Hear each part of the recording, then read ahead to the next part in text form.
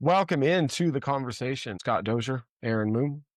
We are men of valor. What we want to talk about today, we have four pillars that Man lives by pillars, right. whether he knows it or not. We have four pillars that we base this brotherhood off of, and so we want to kind of talk about what those four pillars are and how they can benefit you. So the first one is rewiring your nervous system. So, Aaron, you want to talk about how we kind of do that? Yeah, rewiring your nervous system. Honestly, this is all pillars here are connected. So rewiring your nervous system relates directly to the people who are closest to you. If you're around a lot of people that are dysregulated, then you want to come into a group where people are able to regulate or at least help co-regulate each other. And that's where connection and brotherhood come in over isolation.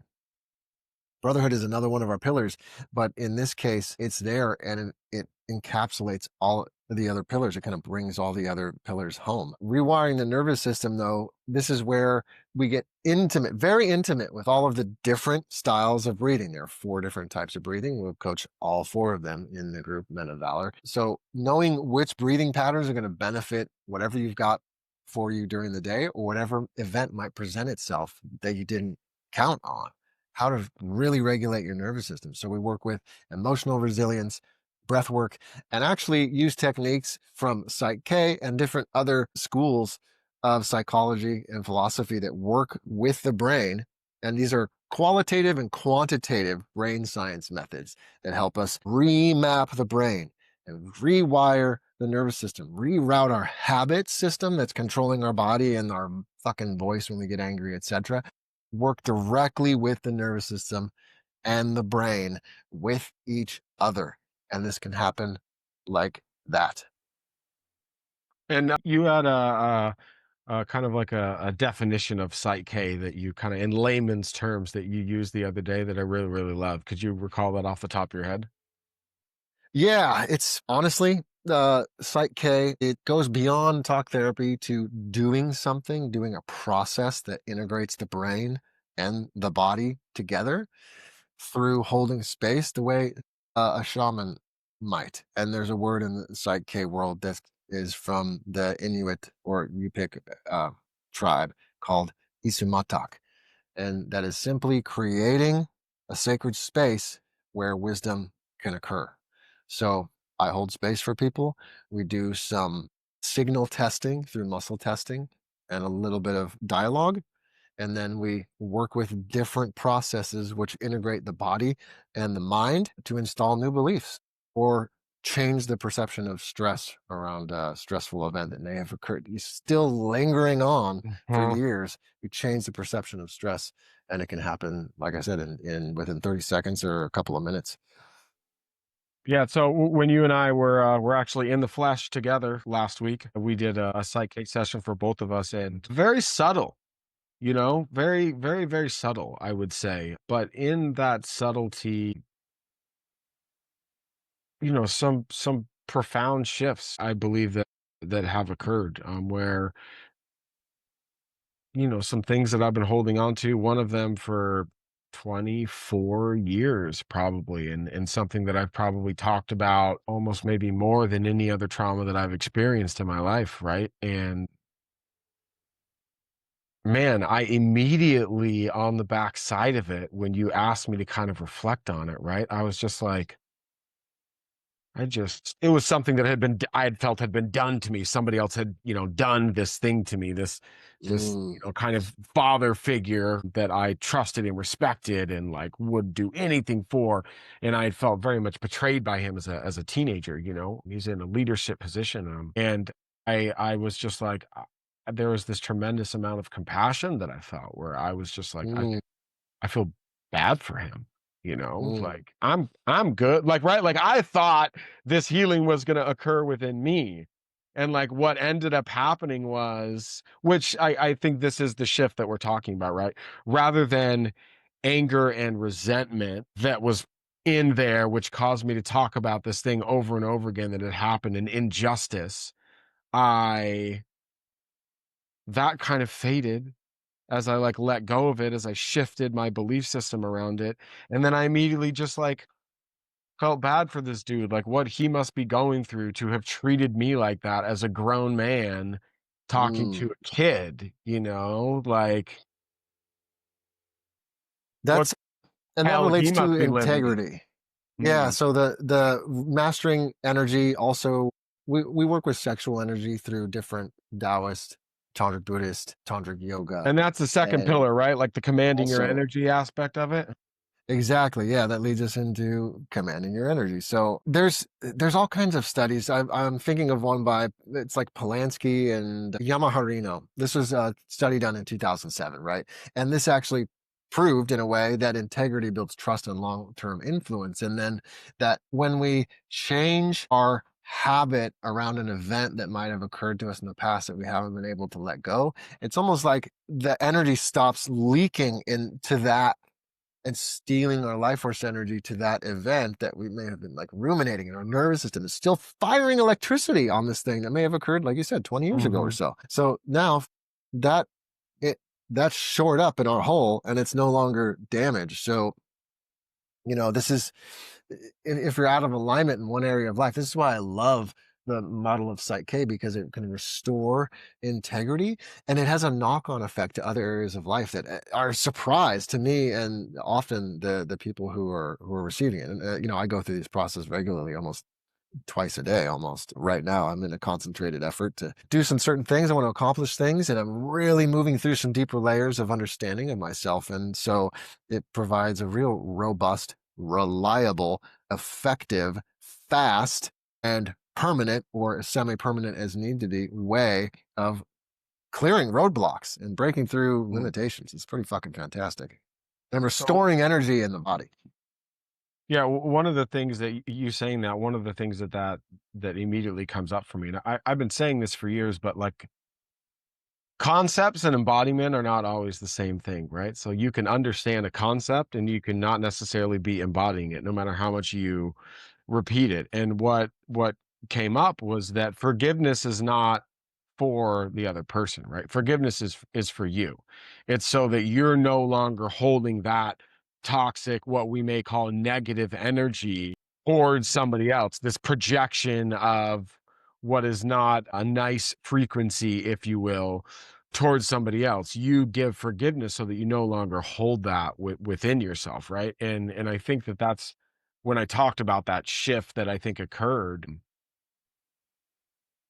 Wow, and I'm realizing this as I'm sitting here right now. I think there was actually forgiveness that finally occurred there. I don't know that I Mm, ever forgave him for what he did.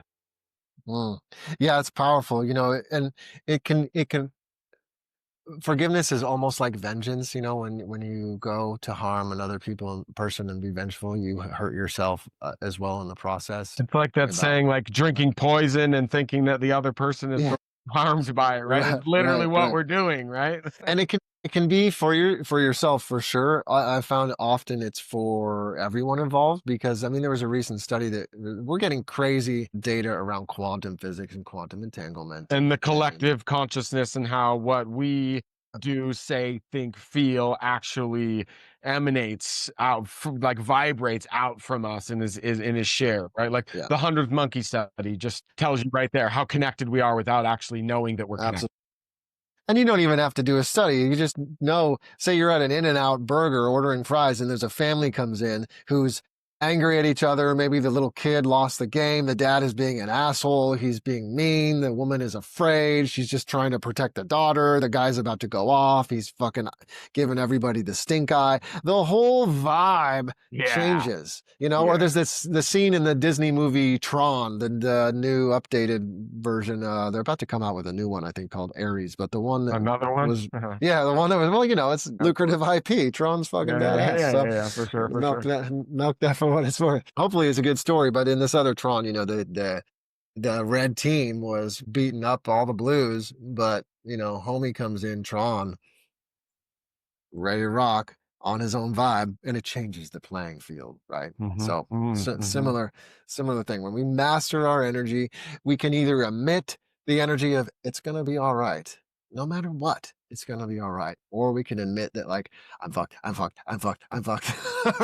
Right? And just think about the vibration. And you can go pick a tall flight of stairs and run, before you start running, do it. I can do this, I can do this, I can do this, I can do this. And say it the entire time you run and then try it again next week, or even, a couple days later, recover completely, and try it again and just say, I can't, I can't, I can't, I can't, I can't, I can't, and see how that stare feels like when you're just saying, I can't, I can't, I can't, I can't, I can't. Hmm. The signal in your brain really determines the signal that we're broadcasting. And that's what energy mastery is all about. It's about emotions, it's about sexual energy, and it's about the events and the ideas and beliefs that we might have encoded through our childhood upbringing or through events that happened in our adult life that we just haven't quite been able to let go or work around yet. So we're going to make a whole brain state a unified state of perception around an adult, I would say an adult, enlightened, masculine, or integrated view on those events, change the perception of it permanently.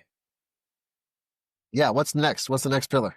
The third council, or the third council, the third pillar, which is the Knights Council, right? Which we spoke about not that long ago, about how there's kind of science that backs up like why strong men sit in circle, brotherhood circle, the rites of passages, that Harvard 80-year study where it showed that deep relationships is actually the biggest predictor of longevity more than anything else. That men who sit in authentic circles show 35% better stress reliance. Boom. That the same study also shows there's a 20% drop in blood cortisol levels, which we know is the That's right. testosterone, that stress hormone. There's a 64% higher goal completion when witnessed by other men. Like your nervous system literally rewires itself by witnessing and being witnessed by other men. And so, all this other stuff is really important, obviously. But like, if you don't have a place to integrate the things that you're learning, it's all for naught, right? So like let's talk about why we have the Knights Council, why we have the Brotherhood Circle, and like what that does. Well, actually, you just mentioned something, and I know that there's, psychedelics recreationally and purposefully and in circles are becoming more and more common these days. And I would say for sure, having a strong circle of men who have either been through that journey or are currently on it to integrate with is beyond over 100% essential. If you want to really integrate and bring it down to reality rather than continue to be fragmented, you have an experience and it hasn't Mhm. integrated, it's kind of leaving a trail of broken pieces, Because or like, people what can does help that offer even mean? insights on your experience, right? And that can give perspective and that can help you kind of complete the, as you were saying, these fragmented, like thought patterns and or experiences. And it can help kind of form it. I mean, shoot, like I just had like an epiphany a minute ago talking to you, like, that's what happened. I think forgiveness finally happened, right? But for having Yeah. that conversation, I don't actually have that realization. Right. Yeah. So there's also being in brotherhood, especially in our brotherhood, we're oriented towards service. We're committed to protecting women, children, and the sacred. And that means by the time we end our lives end, we will have given knowledge, resources, and protection to water, clean water sources, forest lands, indigenous wisdom, and our own family and community at home. So, having valor and brotherhood without service tends to get lost or maybe even collapse into egos, people, like us wanting to do something. So that's why it's imperative to have a brotherhood with a direction, and also a brotherhood that we can tune into, ask questions, not be totally a non-judgmental place, right? And practice word and deed, and also get reflections like, hey, how are you guys experiencing it? Well, you've been fucking angry every single time we've met this month. Maybe you want to talk about that, or can we help you with that, or do you need to express that in some Right. way? Is there something you aren't saying to your boss or a colleague, or did something come up? And have a safe space to express that type of thing and say, okay, well, now that you're done, let's do something about it. Let's hit the pads. Let's do a boxing match. Like, what do you need? We can challenge each other. Do you need to, put on the gloves and Mm-mm. like get in the ring and have a couple rounds, like 3 minutes, and just gas yourself? Like, let's do it, buddy. And so that also brings connection over isolation, and there's no such thing as a man who thrives in this world alone, whether you listen to Arnold Schwarzenegger or any other man you admire. No, they aren't pretending that they just did it themselves. They either had a team of coaches. Michael Jordan had 5 or 7 coaches, right? And there's I think there was also a 2000 study, 2010. This is crazy. This has been cited all over the place. I've seen this land is I think it's Holt Lunstan. Lundstad. We can put that one in the show notes too. Uh, Loneliness was as deadly as smoking 15 cigarettes a day. So loneliness is literally killing men. And if you feel like you're alone, get into the group. Doesn't have to be our group, some group, at least where you're non-judgmental. Brotherhood is the antidote. In our group, Men of Valor, weakness is not ridiculed, it's sharpened into strength because we understand what Rumi did, and that wound is where the light enters you. Iron sharpens iron, but only when iron meets iron. And this is what we were doing in one of the previous, you can see the last podcast that we just did where we're exercising the circle of five. Do they sharpen you or sedate you? So for more on that, see episode 1. I'm glad you mentioned kind of, well, I had mentioned integration, and then you had talked about some, medicine circles and stuff like that. And I've facilitated for a lot of different medicine circles, medicine retreats, ceremonies, and stuff like that. And oftentimes I would be doing discovery calls with people who are potentially going to participate. And always very, very common question, like, hey, is medicine going to be served? And if so, like what medicine? And usually my answer would be, whether medicine is served or not, the most potent medicine at every single ceremony that I've been to is the fire medicine. And that's just sitting around, that's the Knights Council, right? That's the idea. That's sitting around the fire, witnessing and being witness, and the very, very honest reflections and vulnerability that we share there is actually what is way more potent than anything else. And then the connection also, and the perspectives that we get and stuff like that. Like it's this very, very harmonious thing. It's not just one thing, it's this culmination of all these different aspects of it that, Heart medicine. I call that heart medicine. yes, bro, and you leave there like, this is family. You leave there like, these people are my family. I shared some things with them that I haven't shared with some of my closest friends and or family, right? Mm. It's where And hope is restored, and there's an beautiful. action plan that solidifies, that actually proves that the hope that exists is not false hope or fool's hope. There's hope is restored in a group of men. You have allies and systems in place, and practices in place, and brothers on the other side, and you're doing it with them, just like you would be shoulder to shoulder when your team makes that goal. Right.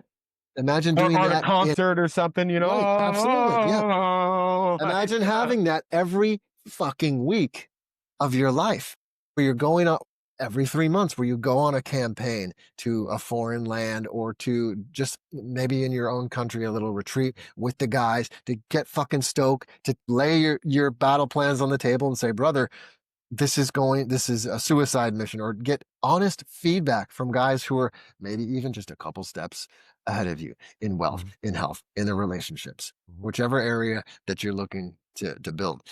One big thing guys come into our group for is for help with women. They're just awkward, their nervous system, they feel unsafe, or maybe they've been broken up one too many times or divorced. They want to restore that we can help you with that. And then the main other big reason why guys come in is because they can't relate deeply from a heartfelt place to their guys at work, or just in their community. Like, it's really surface level. And, if I share something deep, they're going to be like, what the fuck is that? Like, what are you talking about? Like, come on, man. Brush it off, or go to coping mechanisms like, let's go out and have a drink. Well, no, I'm not trying to be sedated. I want to be sharpened so I can cut through the bullshit and open a portal to a new reality that's on the other side of this, where I'm strong, where I feel good, where I wake up fucking happy, where I wake up on purpose. I'm excited to wake up. Not like, oh, fuck, another fucking Yeah. day. You know what that reminds me of? I think there's a meme around it, like something like, like when I ask you, like, how's your day? Like, I don't actually want to know, right? You know what I mean? Like screw those people who actually tell, or whereas I'm like, no, I do want to know, right? I mean, that's the difference. Like, a lot of people like, hey, how you doing? And that's just kind of like their greeting. But like when I say, how are you doing? Like, really, how are you doing? And I think that there's, I don't know if it's if there's a level of depth that I'm maybe looking to get to on a regular basis that other people are not, or if it's a way that I, or like other people are built. Because I know other people that are like that. Who I know, when you ask me how are you, that you really mean that. Now that's different than like strangers or just like acquaintances and stuff like that. But that's just something that you said that reminded me of that. But Mm, the fourth pillar, which we began talking about, which I didn't even realize when I started talking about the fire medicine, is the rites of passage. And you talk mm. about sacred missions and stuff like that, right? And like this is kind of this is the fourth pillar. This is the cherry on top of having a real experience, a mission, a vision quest, or something like that that really like brings it all together. Yeah, and that's where it comes home is really service and experience beyond the self, getting out of the norm. Because, like I was saying earlier, that you can have valor without service, but mostly that's going to um, funnel down into ego or selfishness or just a lack of focus and purpose. It's definitely not what we do here today. And the practice here is to just ask yourself, who benefits when I become stronger, and name them, and then serve them this week. Go out and do that. If you don't have the brotherhood, or you can come into our group, and every few months, whether it's in the United States or abroad, we're going to be in the medicine of the heart and the fire, and also giving back to the communities where we are and where we touch. And that leads to a sort of transcendence, a connection to something greater, uh, a vision. Without the vision, the valor just kind of turns almost into violence, right? And so I think, what is it? Proverbs 29, 18 is like, where there is no vision, the people die or people perish. Mm. There's plenty of studies, okay? And you can talk to someone like Neil deGrasse Tyson, who I think is a really intelligent man, very well spoken, who also acts like a fool and talks foolishly about spirituality and gods, because he, as a scientist, I think it would be his responsibility to acknowledge the perfection of mathematics and the language of mathematics. And we can look at someone like Dr. Robert Grant, who recently spoke at the Vatican, showing how mathematics proves the condition of a greater mind, that this could not have been like, there's a mathematical precision to the rain cycle and to how things grow, et cetera, et cetera. It's not just a placeholder. And so, according to Robert Emmerd's 2005 study, that striving for the sacred, having spiritual goals, correlates directly with resilience and well being. And without something to transcend to, again, we just fall to ego and habit and pattern. We need something bigger than ourselves. And that Well, could be there's something a as simple as go ahead. writing your Go ahead. higher, just another quick practice is writing your higher aim. Beyond the money, beyond the validation, what is the vision that would make you unstoppable? And then Mm. find people who want you to fucking go for that dream. And even if you died trying to achieve that dream, at least you would die being in alignment with your spiritual vision, with your vision of being unstoppable, rather than playing with mediocrity and, pouring coffees or making soup. So this is noble. That's noble enough, right? Yeah. I was a chef for almost 25. Well, there's a reason why the most intelligent minds that have walked this planet have all believed in a higher power, is because when they get into the nitty gritty of Yeah. it, into the science and the mathematics of this reality that we exist within, like there's no other way beyond it than that there is some type of grand design. This is not happenstance. This is some of the things that occur to make us exist, not just as a species, but this reality that we're, this earth plane that we're in, or whatever you want to call it, um cannot exist, has never existed by chance, right? Like this is, there's a specific design, there's a mathematical equation to what and how everything is and exists here. And I think Mm. other than just like the inner knowing that I have, like that fact that people who are way, way smarter than me all believe that there is some kind of grand design and that somebody created this existence that we're in, the culmination of all of it together, within, without, whatever it is, you know what I mean? There's something bigger for sure. Yeah, the takeaways here from this episode would be that we have a pillars framework for masculine strength, purpose, and authentic power.